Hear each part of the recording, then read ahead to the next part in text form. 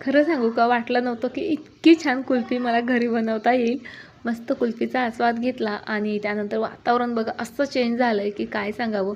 आतापर्यंत कडक ऊन होतं, पण आता ना मस्त असं आभाळ आलं आहे. त्यामुळे मुलं इतके खुश झालेत आणि बाहेर खेळायला गेलेत.